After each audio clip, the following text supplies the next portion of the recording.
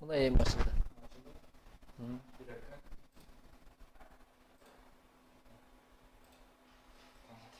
Oldu mu? Tak. Çok important. Shutdown.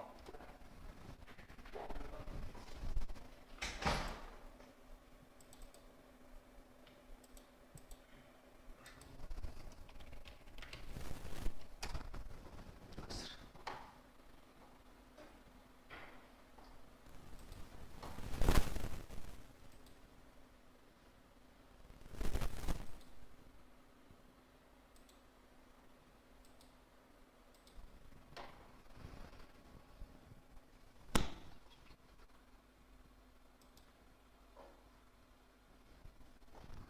Change bitti. Qaysi saytdan kod yozatlik? Hı?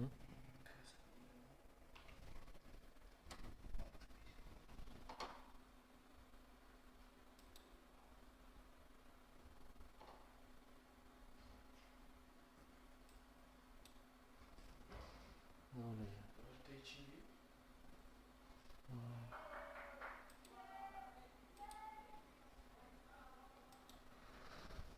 Саламатсыздарбы?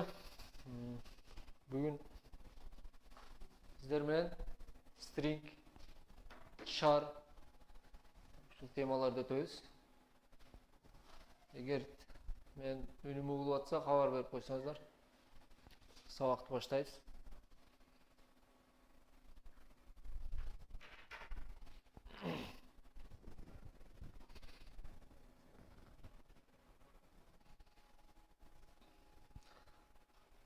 Угулуп жатат, рахмат. Анда character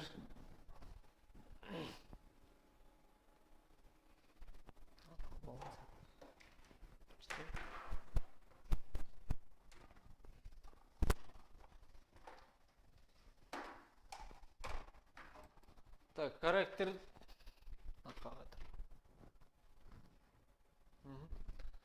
What are there in this subject? Characters, ASCII code, character functions, string functions, and examples. Так. Ушуларды көрөбүз. Character эмне? Character эмне, ASCII code эмне? Char'дын functionдары бул. String, string'дин functionдарын, мисалдарды көрөбүз бүгүн. Так, кийинкиге. Character variables are used to store characters, letters, digits, punctuations, characters, etc. Characters are enclosed with a pair of single quotes in C++ like A, B, C, plus B, etc. Так, могу клавиатурадан ар бир кнопкасы бирден character. Ошону түшүндүрөт. А char деген ошол символду сан катары болот дагы. Кийин бизге которуп берет. Так, кийинки өтөлү. To declare character variables use char. Бул variable'дарды таанытыш үчүн char деген атын колдонобуз. Мисалы, сандарды таанытыш үчүн эмне кылабыз? Int. Же бүтүн сан точкадан кийинкилер бүтүн эмес сандарды таанытыш үчүн double.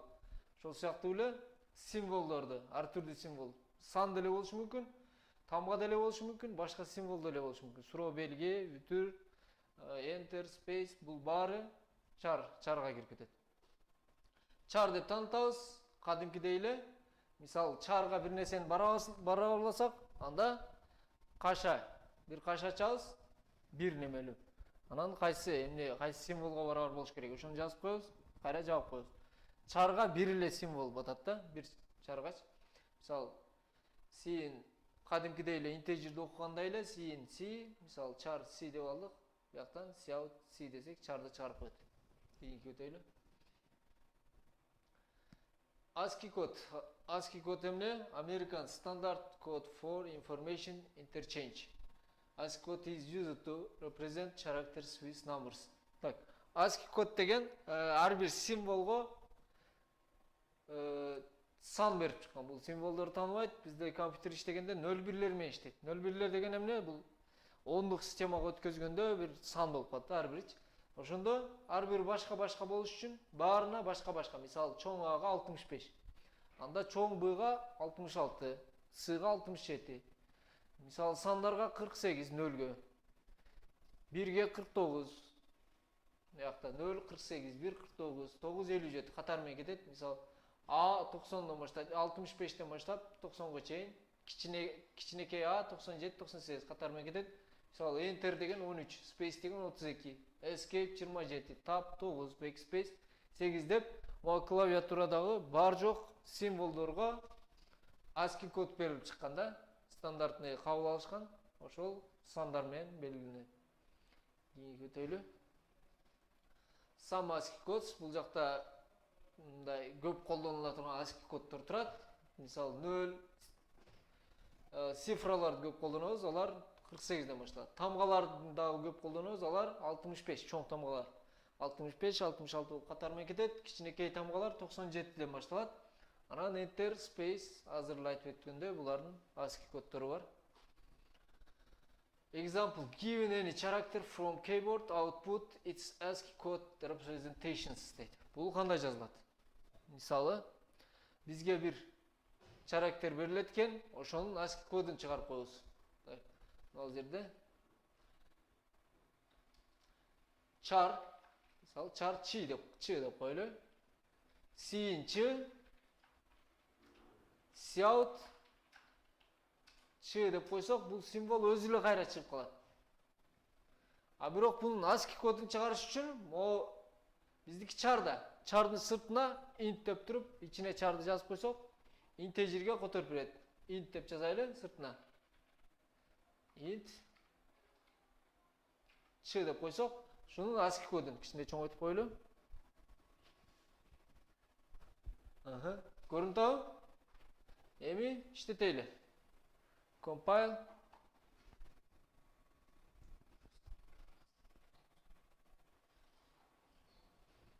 Так. Compile туруп inputка бир символду жазайлы. Мисалы чоң А деп коелу биринчи да. Compile run custom input. Так, бул input'tu output'ка чыгарып койду. Көрүңөрбү? 65. А мисалы эмне кылайлы? Мисалы 5 дейли, 5. 5 болсо ошондо кандай болуш керек? 5 деп жазып коелу, өчүп туруп 5. Иштетсек канча деп чыгыш керек? 48 0 болсо 49 1, 52, 51 3, 54 4, 55. 48, 49, 50, 51, 52, 53. Ошондо 53 5 болуп калат. Любой символду жазып, мисалы кайсы символ болсун? Мисалы үтүр болсун. Же моундай сызык. Иштетели. 47 экен бул. 0дөн 1 мурунку болуп калат. Ушундай кылып ASCII кодун билип алсаңар болот. Каалаган символду. Int деп туруп эле ошо чар жазып койсок, санын ASCII кодун чыгарып берет. Анда кийинки мисалга өтөйлү. Output. Так. Given any letter from keyboard, change this letter to uppercase letter. Так, бизге бир тамга берилет, кичинекей тамга. Буну чоң тамгага которуп коюшубуз керек. Аны которуш үчүн эмне кылышыбыз керек? Так, мындай кылайлы. Ал жерде ачып турайлы. Деп коелу. Так. Мисалы А 97 болсо, чоң А 65. Мисалы кичинекей С кирсе, чоң С деп коюш керек. Же кичинекей Б кирсе, буну чоң Б кылып чыгарып беришибиз керек. Мындай кылыпчы. А буну кантип которобуз? Так, эң оңой жолу кичинекей Б канча болуп калат? 98 болуп калат, туурабы? Андан кичинекей Аны кемитсек, канчанчы местада турганы белгиленет. Эгер 0 болсо А болот, 1 болсо Б, 2 болсо С айырмасы болуп калат. Андан кийин ага могу чоң Анын 65ти кошуп койсок болот. Туурабы? Ошондо кичинекей Аныкы 97 экен, анан чоң Аныкы 65 экен. Демек 97ни кошуп туруп, 97ни алып туруп 65ти кошуп койсок, Эмне болуп калат? Мисалы, ч деген болсун, чдан 97-ни кемитип 65-ти кошуп койсок, ошол чоңго айланып калат. Эми баягы кодду ачайлы.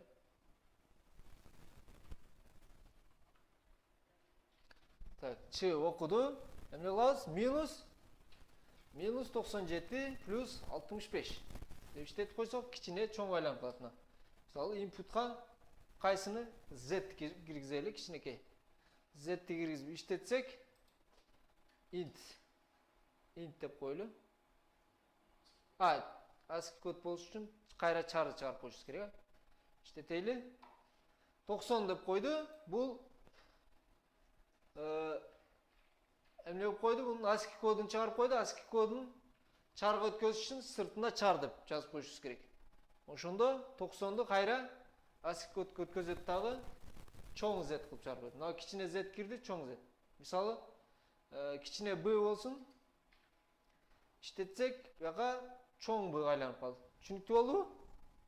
97'den 65 minus 97 65 kança болуп калат? Minus 22 деп койсок деле болот экен, а? Сразу элечи. 22 деп койсок, демек чоңдон кичинеге айландырып коет ар дайым. Кичинекейден чоңго айландырып коет. Эгерде чоңго котор десе, чоңду кичинекке айландыр десе, анда 22-ни кошуп коебуз. Is lower, return true if char. Так, character functions, chарлардын functionlar бар, даяр.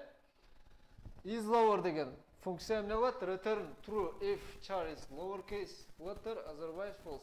Эгерде биз is lower деп туруп, любой бир чарды берсек, эгерде ал кичинекей тамга болсо, анда true деп кайтарат. Же болсо if is lower ч деп койсоңор, мында кашак ачып койсоңор, true болсо, кичинекей болсо trueга кетет. Кичинекей эмес болсо, анда falseга кетет. Is upper деген ошонун тескериси, эгер чоң болсо trueга кетет, чоң эмес болсо falseга кетет. Мисалы, is upper A дейт. A кичинекей A. Эмне болуш керек? False болот. Туура. Is lower H, бул дагы кичинекей H, анда true.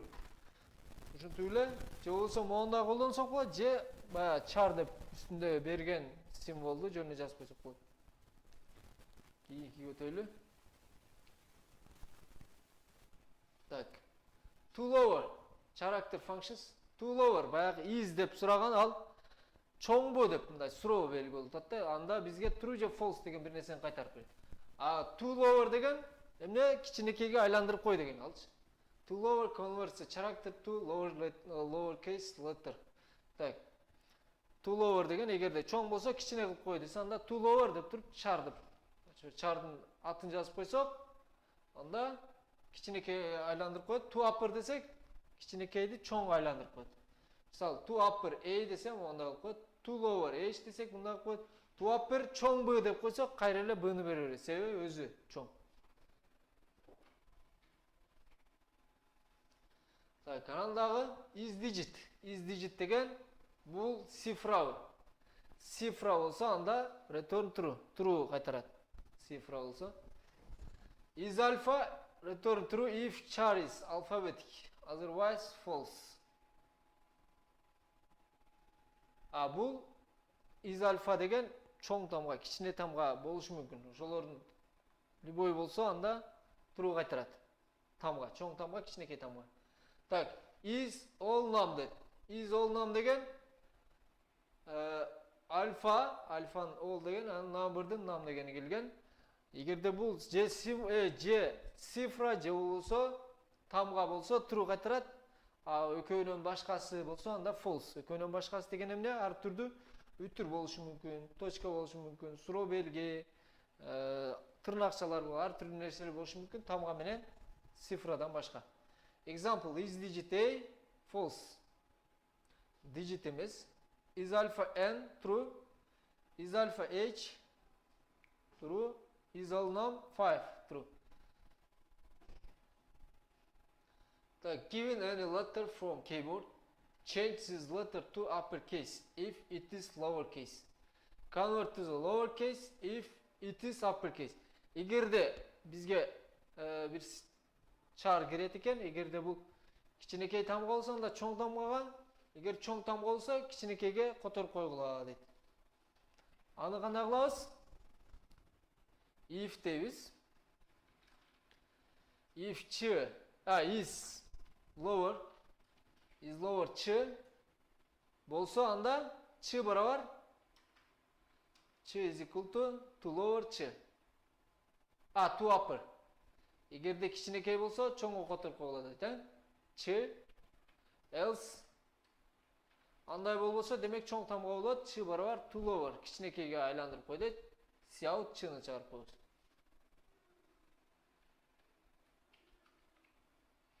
Мисалы, бияқта кичинекей б болуп турат, чоң б кылып коюш керек. Иштетип көрөлү. Кичинекей б, output чоң б. Эми мисалы, кичинекей чоң тамганыгы, чоң h деп киргизип коелу, мисалы h. Output эмне болуш керек? Кичинекей h'ке айландырып коюш керек. Кичинекей h. Ондай жазылат коду. Түшүнүктүү болду? Так, анда кийинкиге өтөлү.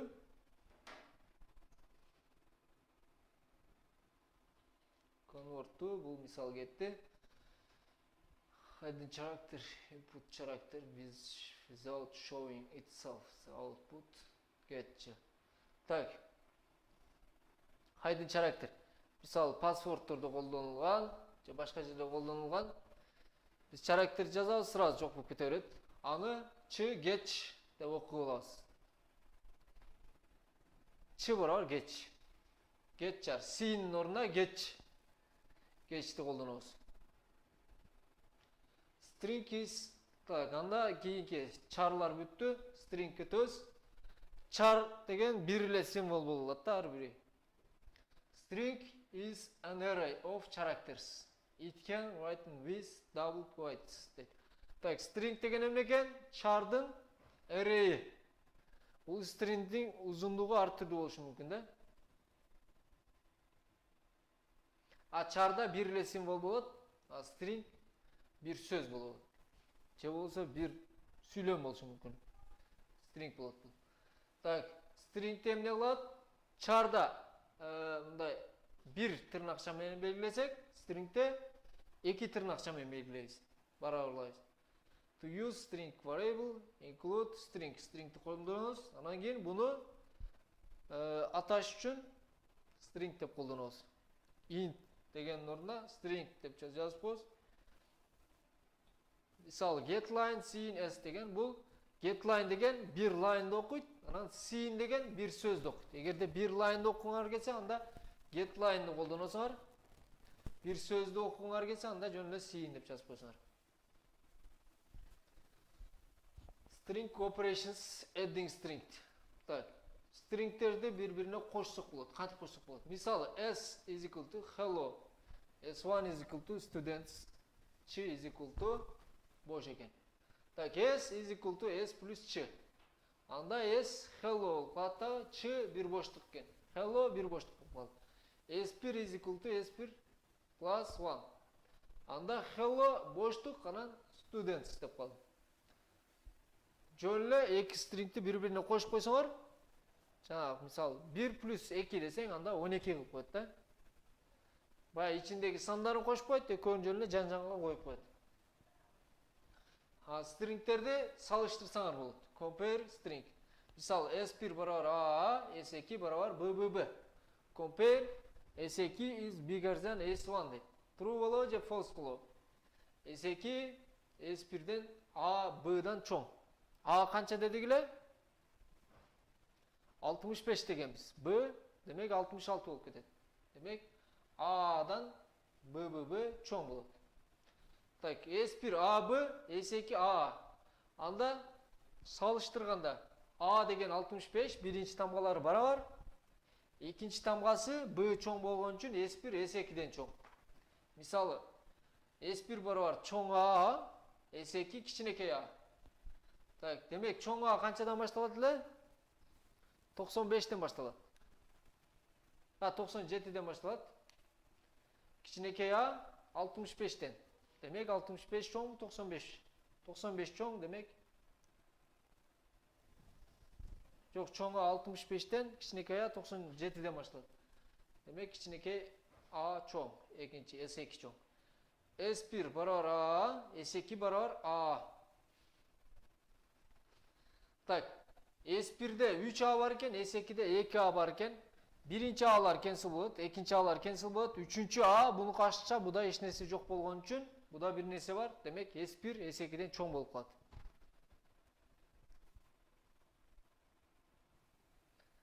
Так. Көрелі. Length. Так, string functions length. Function is used to take number of characters from the string. Так, length деген ұзындық. String'tin ұзындығы. Ұзындығы әртүрлі болушы мүмкін да. Ошон ар бир символдорун караш үчүн ошонун ұзындығына чейин көбүнчө length'ти колдонобуз. Так, мисал s is equal to learn. Bunun ұзындығы эмне? S length. L барабар S length дейт, анда ұзындығы 5. 1 L1 I E R N 5 болуп калды. Бул function string'tin ұзындығын кайтарып берет. Так, example 4, given string s, calculate number of words, assume that there is only one space between words. Hello, we are learning C++. There are 5 words. Так, бизге bir string берилет экен, андагы эмнелерди, сөздөрдү эсептейбиз. Сөздөрдүн ортосунда bir space болот экен ар бир сөздө. Demek kança söz var eкен эсептеш үчүн эмне кылабыз? Kança space бар, ошону эсептеп туруп бирге кошуп койсок болот. 1, 2, 3, 4. Demek 5 söz болуп калат. А space'ти кантип билебиз? Так, код ачайлы.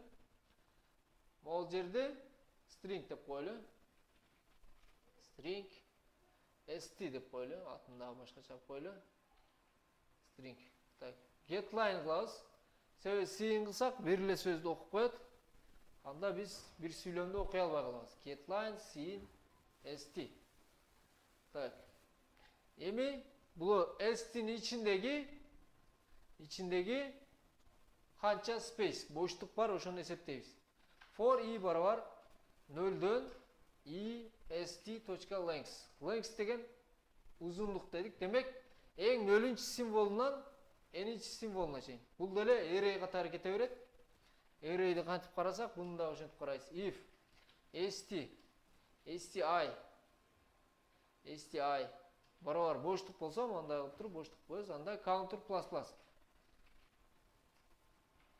Counter plus cout counter деп коелу. Так, мына for'дан чыккандан кийин counterдын санын чыгарып коебуз. Так, integer counterды белгилеп коелу. Counter барабар 1 деп коелу. Bir space çıksa demek ikinci sözge ketken болот да. Так. Баягы сүйлөмдү которойлу.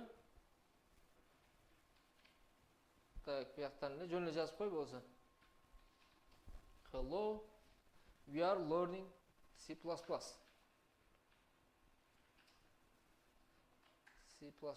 Так, 1, 2, 3, 4, 5. İşleteyli. Run, custom. Так, demek 5 деп çıktı. Мисалы, өчүрүп коелу мына эки сүйлөмдү.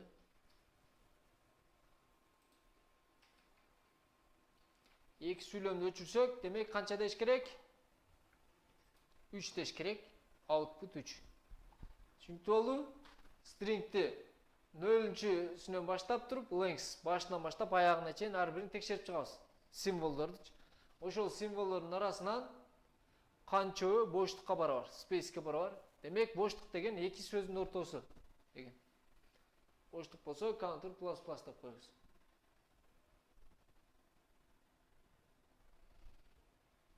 Так. Given a string s, write in reverse order. A edip pideye. Так, bizge bir süylöm verilet. Bu süylömdün ne kılışımız gerek?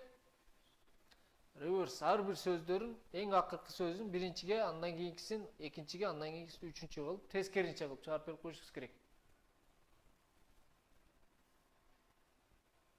Edip idea. Given a string s. Given a string s, write reverse order. Жок.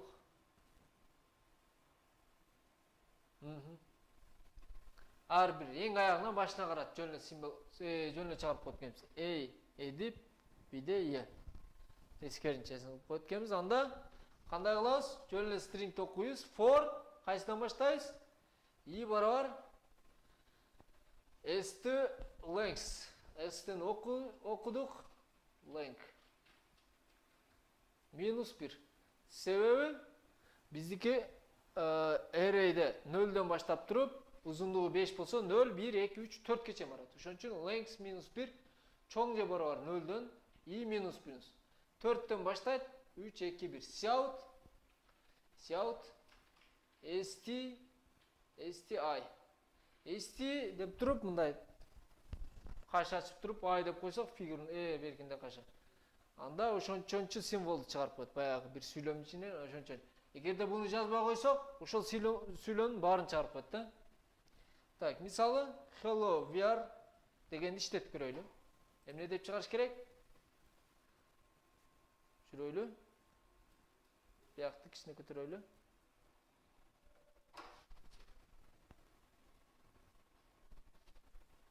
Мына басып коймо.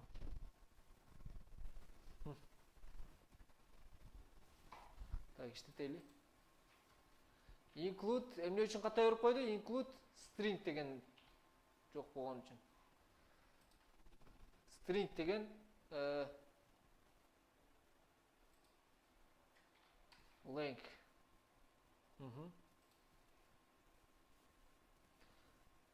Era ev Allah дейт. Allah бу hello we are дегенди тескеринче которуп койду. Эң акыркы символдон баштап биринчиге чейин чыгарып коебуз. Анда length'тен баштап i -1 биринчиге чейин барып коебуз.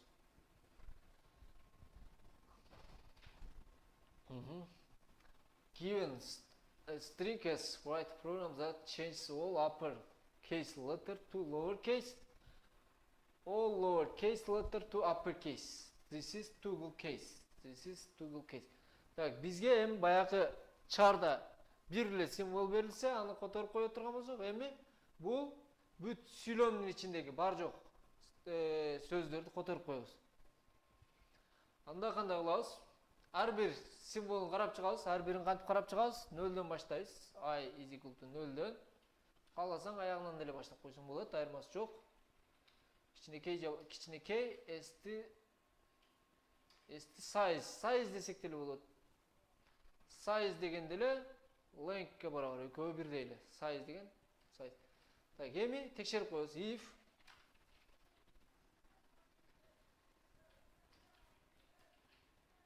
is lower I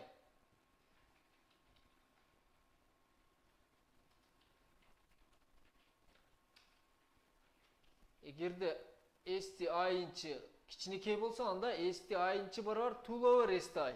Ошол эле символду алып, to upper st i. Else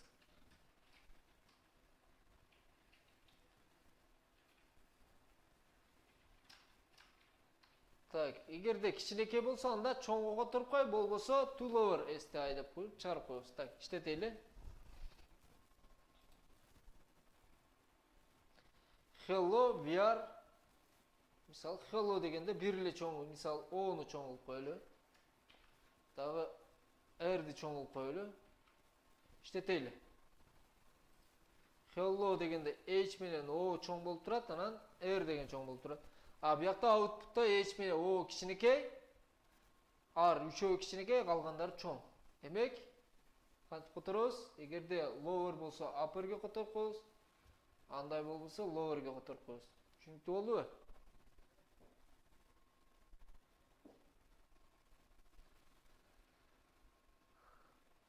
Так, given a number n, convert this number to string.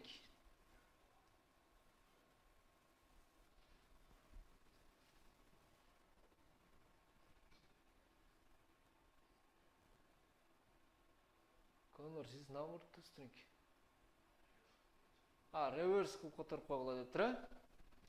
Бизге n деген сан берилет, буну reverse кылып. Reverse деген эмне кылат? символду алмаштырып коет. Мисалы 1854 болсо 4581. Reverse деген функция бар. Жөн эле кайсы жерден баштап кайсы жерге чейин. Так. Reverse деп жазабыз, кашан ачабыз? st.begin st'нын башынан st.end. Башынан аягына чейин баарын reverse кылып кой дейт. Анан st'ни чыгарып койсок, мисалы hello we are, так, эмне деп койлу? 1845 болсо output, так, include algorithm деген китапканада бул. Алгоритм. Reverse деген танылады. Демек алгоритм деген жазып коюшубуз керек. Так, input 1845, output 5481. Демек которуп койду, э? Түшүнүктүү болду? Так, кийинки немеге өтөлү.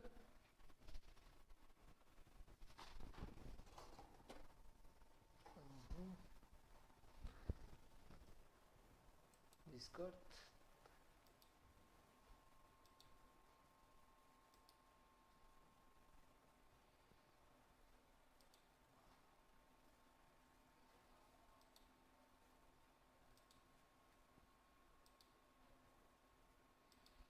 Так. Shift F5. Öteli. Given a string. From this string find longest word. Так, бизге эмне берилет экен? Сүйлөм берилет. Бул сүйлөмдүн ичинен эң узун сөздү таап койгула дейт.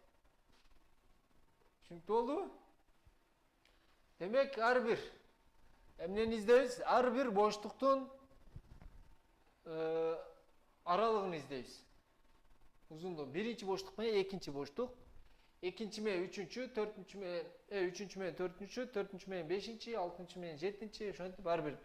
Демек, бул бизге удобный болуш үчүн башына бир боштук, аягына бир боштук коюп койсок, демек, баары болот. А боштукту кантип кошобуз? Боштукту бир артка кайтып кой.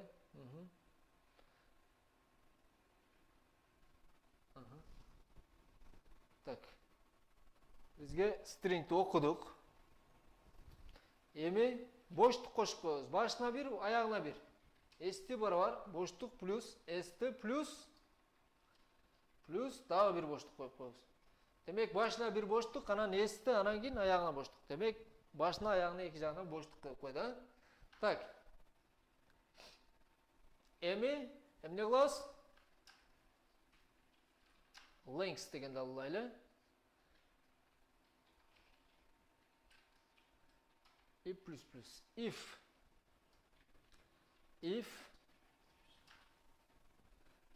деп кое берели. Эгерде боштук болсо, st I барабар боштукка барабар болсо, анда эмне кылабыз? Так, while эмес, өчүрүп кое берели муну. Бизде start end деген эки өзгөрмө алайлы. Start end башында экөө тең 0-га барабар. Start end. Же болсо end деген бир. Анан length деген дагы бир. Start 0-га барабар.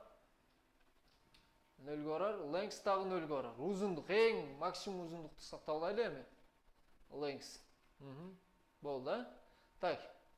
Буяка жазабыз. If length, len, кичинекей, start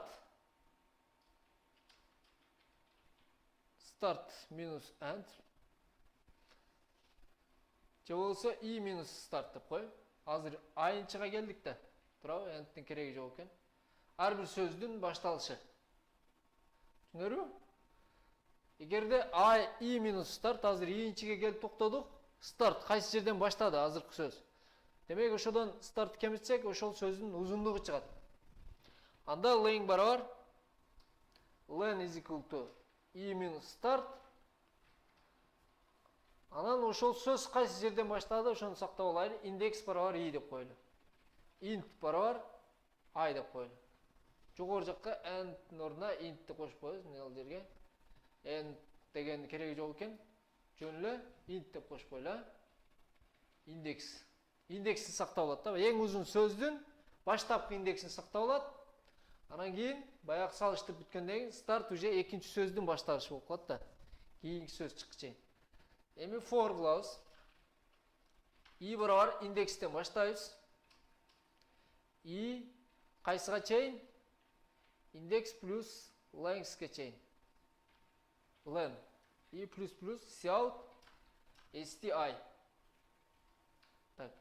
Индекстен баштайбыз, кайсы индекстен? Анан кийин len. Ошонун узундугун, мисалы, бизде эмне деп турат? Баягы мисалга өтөйлү. Мисалда hello, we are learning C++. О, hello O'га келгенде, эмне? O деген 1, 2, 3, 4, 5, 6 символ, биякта 0-чө.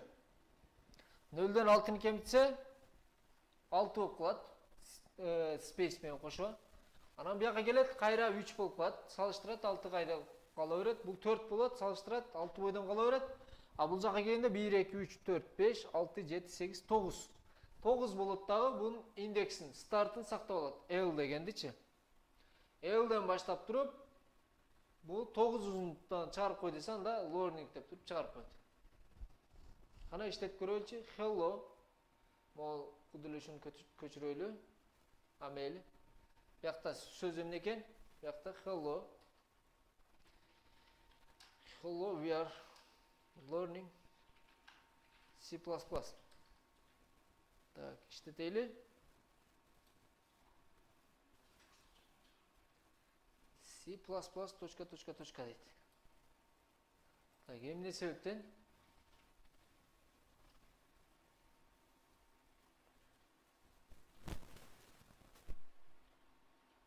Len деген башында эми канчага барабарладык эле? Len деген өлгө, индекстин өлгө. St bunday boşluk bolsa, len кичинекей I minus start'tan bolsa, start barabar I деп койдук. İşleteli başkadan.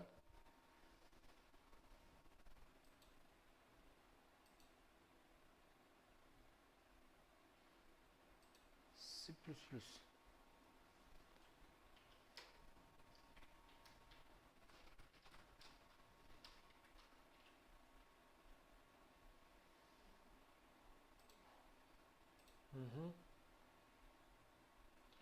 Getline st.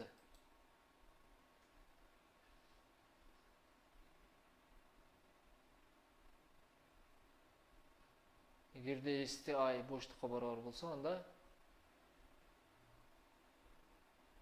так. 1 минут. I барабар индекс плюс 1. Индекс барабар I. Мындай турчу. Кош беле туралчу. Слэш. İşletçi. C++ deydi.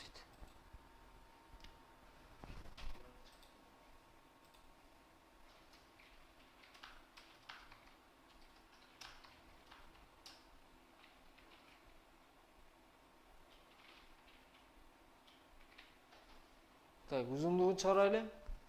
Uzunluğu kança eкен? 9, тура. А бирок индекс ката болуп атат, болду. Индекс деген анда I индекс бул бүтүшү, демек I барабар индекс минус len'ден башталыш керек. Баягы сөздүн бүткөн жери I барабар индекс минус len I индекске чейин. Эми иштетсек туура болот. Learning. Так, биздики эмне болуп калып атыптыр? Эң акыркы learning, эң узун сөздүн бүткөн жеринен баштап туруп, length'ке чейин чыгарып коюп атыптыр. Биз бүткөн жеринен len'ди кемитсек, эң башталышына келип калат. Бүткөн жери индекс болуп калат. Ошондо туура болот. Түшүнүктүү болду?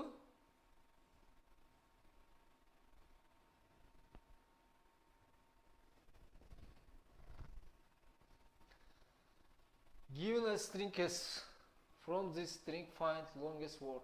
Бул бүттү. Find the maximum length of repeating zeros from the given series of digits.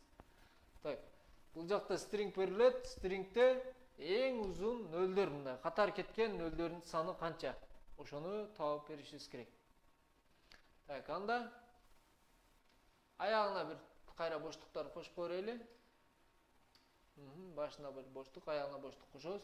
Егерде эмне нөлгө барабар болсо, анда counter plus plus. Нөлдөрдүн саны уланып атат дегенди билдирет. Анда нөлгө барабар эмес болсо, анда mx барабар, counter нөлгө барабарлайбыз. Так, бир башка бир өзгөрмө ачып алабыз. mx барабар counter. Counter bunun ылдый жагынан өзү коюп койлу. Else counter'ды алып койлу. Себеби Жомо else'ге бир фигурны каша ачып чабып. Каша ачып чабып туруп, анан max менен салыштырабыз. Max'тан чоң болсо, анда counterга барарлайбыз да, counter уже кийинки нөлдү издегенге чейин counter башынан нөлгө түшөт да, нөлдөн башка бир символ болуп калса, counter'ды нөлгө барарлайбыз, кийинки нөлдөрдү кошуп кетебиз. Так, cout эмнени чыгарып коебуз? Cout mx. Mx деген бул максимумду сактап турат. Integer бизде кайсылар бар? Mx барабар 0 болот башында. Анан counter барабар 0 болот, а? Болду. Иштетип көрөлү. 0, 1, 1, 0, 0, 0, 1, 0'дөр аралашкан сөздөр. Так, демек канча деш керек? 3 деш керек, э? Иштетип көрөлү. 3. Канча биякта эң узун 0 кеткен, могу 3 бар, же бул 3. Демек экөөнүн любой бирөөсү боло берет. Демек 3. Эгерде 0гө барабар болсо, counter plus plus plus plus plus качан барабар эмес болуп калганда, азыркыга чейин канча 0 болду. Ошону максимум менен салыштырып коебуз дагы. Counter'ды кайра 0 кылып коебуз. Кийинкиге given a string s, calculate sum of numbers occurrent in the string. Integer number are 1, 13, 70 deydi.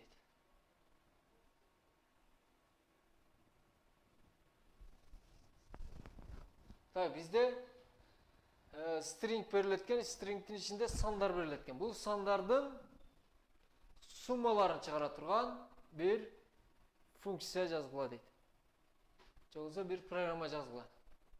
Misal integer numbers are 1, 30 and 76. 1, 30, 76. Üçöөнүн суммасы чыгарып коюшубуз керек. Эмне болот? 76 плюс 30, 106, 107 деп коюшубуз керек. Бирок 1 плюс 3 плюс 0 плюс 7 плюс 6 десек болбойт. Эмне үчүн? 7 менен 6 экөө мындай катар турат. Демек 7 6 эмес 76 болуш керек. 3 менен 0 катар турат. 3 0. Анда эмне кылабыз? Эгерде так, digit болсо, if si is digit деп коебуз могул жерге. Is digit sti. Эгерде is digit, эгерде digitка барабар болсо, анда эмне кылабыз? Counter барабар. Counter плюс барабар. Counter көбөйтүлгөн 10. Мисал 76 болсо, биринчи 7 болот. Анан кийин келгенде 7-ни 10го көбөйтүп 6-ны кошушубуз керек. 76 болуп калат ошондойчу. Минус 48. sti минус 48. Эмне үчүн? 48 деген 0'дүн символу, буну санга айландырып коюшубуз керек. 0'дөн 48 кемсек 0 болуп калат, 1'ден 48 кемсек 1. 49 да 1'дики себеби. Эгерде digitке барабар эмес болсо, анда counter'дын немеси 0 болуп калат да, answer плюс counter. Так, answer плюс counter, answer'ди кошуп коебуз.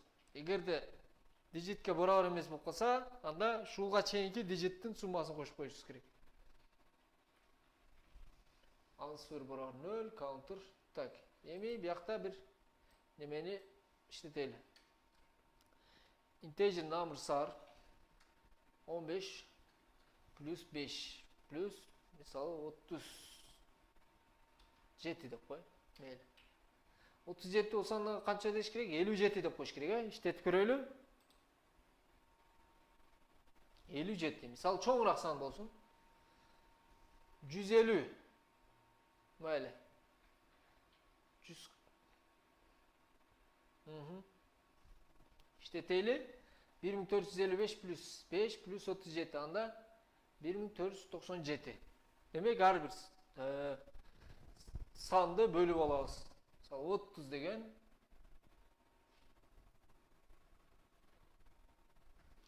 эмне кылат экенбиз? Мо 1 алабыз, кийин үтүр келди, анда 1ди кошуп коебуз. 3 алабыз, кийинки сан болду, анда 3'tü 10'ga көбөйтүп 0'ды кошуп коебуз. 30. Анан биякта башка цифра келип калды, анда 30'ду баягы counterге, answerге кошуп коебуз, 31 болуп калды. Кийин келет, 7ге келет, 7'ни алат, 6 болот, демек 7'ни 10'ga көбөйтүп 6'ны кошушубуз керек, 76 болуп калат дагы, answerге кайра кошуп коебуз.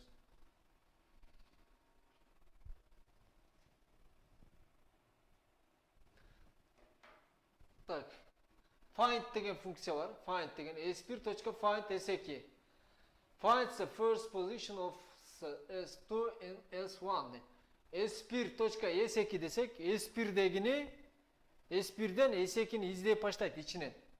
Эгерде s2'ни тапса, ошонун позициясын, биринчи позициясын берип коет. Мисалы string in C++ дейт, s барабар. S find in дейт. String'дин ичинен in'ди тап дейт. In'ди тап десе анда эмне кылат? S дер ing болуп турат, мал же in'ди таап туруп, ошонун биринчи позициясы 0, 1, 2, 3. i'ники 3 деп чыгарып коет. А эгерде rfind деген арт жагынан баштайт. Биякта 2 in бар да. Анда арт жагынан баштап туруп, могул жерде in'ди таптуу, бунун позициясын чыгарып коет. Анда бүгүнкү сабагыбыз бүттү, убактыбыз бүтүп калыптыр. Сурооңор болсо бергиле, болбосо жакшы калгыла.